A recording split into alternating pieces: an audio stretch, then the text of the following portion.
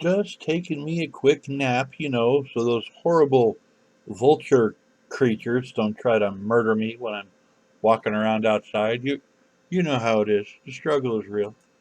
Struggle is real. I did just notice something while I was laying there, though. Still have my golden boots on from when I was in the Nether. You got to, you gotta wear golden boots now in the Nether.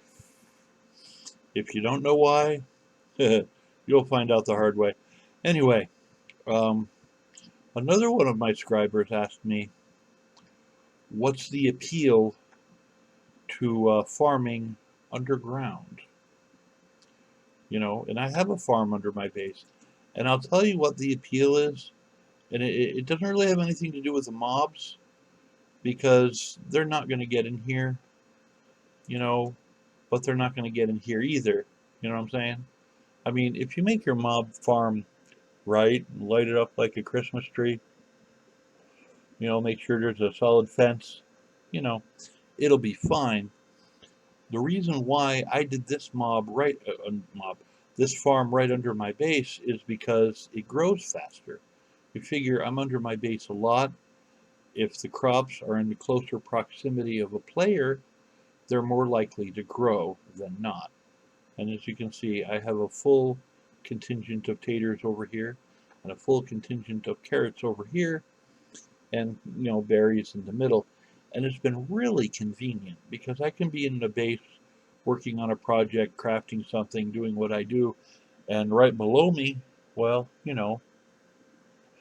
because I'm in the proximity of this farm, I get all the stuff growing automatically, which is pretty neat. So that I think in and of itself is a pretty good benefit, especially if you're up on a hill. It's just so easy to just dig in there, throw a quick farm together. It's literally right beneath my feet. Here's my main little operations center, store products there, and I got other stuff there. Um, it's really convenient. So, would I recommend an underground farm? Sure. If you place it underneath where you're going to spend a lot of time. You know what I'm saying? So there's that. Um, Let me show you the other farms that are over here because I'm actually on this base. I'm sharing it with Riviera Barrios and his wife, and he's been making all the farms. I've been making all the buildings, and he made a farm over here. It's different, but it's along the same premise. Okay, because he spends a lot of time with the trading and the villagers and things like that. So there's the villagers right beneath here, and the farm is on top, which is kind of the opposite setup as what I have over there. I got the farm on bottom and my worky stuff on top. And here's Rivera's farm. And this works out great as well because when I made this building, I put the um, inventory on top of us with all the chests. So you're up there fooling around with inventory, putting stuff away while you're in proximity of the plants, and they're going to grow. And this has worked out great. I don't think, with the three of us running around, um, I don't think there's ever been a time when anybody has really been hard pressed waiting for the crops to grow. You know what I'm saying? And that's working out pretty good. So, you got to think lighting, layout of the base is important. You got to figure out your priorities. You know, like like this farm over here is just cactus. It's not really that important. So it's like over here. We're not really over in this area too much. We're like over there doing stuff. The important stuff like sugar cane right here is always 90% of the time it's within proximity of one of us doing something. So that's kind of important. So anyway, that's just some stuff I wanted to share. Somebody asked me about lighting. I covered that. Uh, was that this video or another one? I don't remember. I do this sort of stuff so often. Sometimes it's just I got to remember which questions I'm asking and which ones I'm answering, and got to start writing stuff down. Nobody asked me about my store, but I'm going to show you anyway.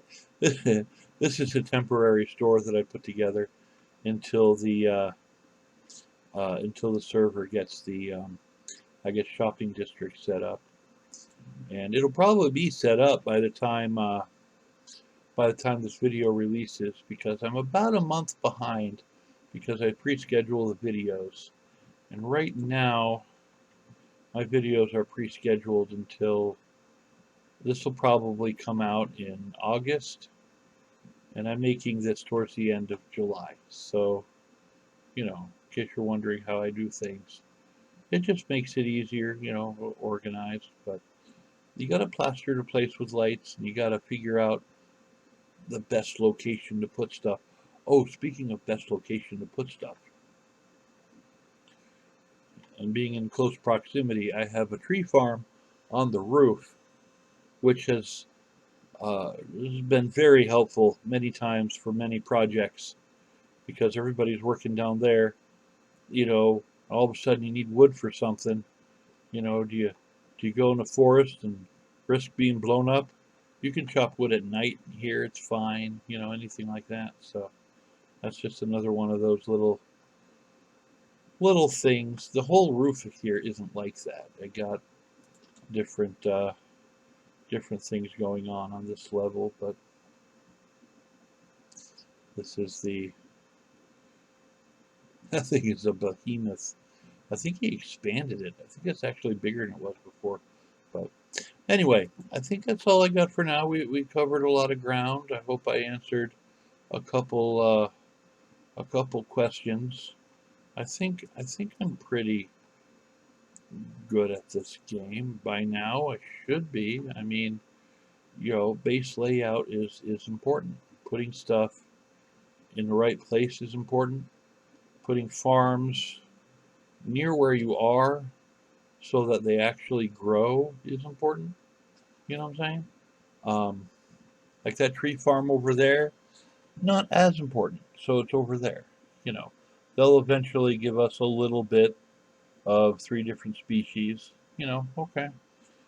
The more important stuff is closer to where you're going to be. And that's just a good kind of rule to go by, I suppose. But anyway, I think that's all I got for now. I think I answered everybody's question. Somebody wanted to know about a thing. Anyway, thanks for watching. If you have more questions or comments about the great empire that is the empire of the llama, let me know. Um, I don't think anybody asked about the library. I do like to make libraries a separate building. It's just a personal taste. It doesn't matter, I guess. But anyway, I digress. So yeah, thanks for watching. I have cats.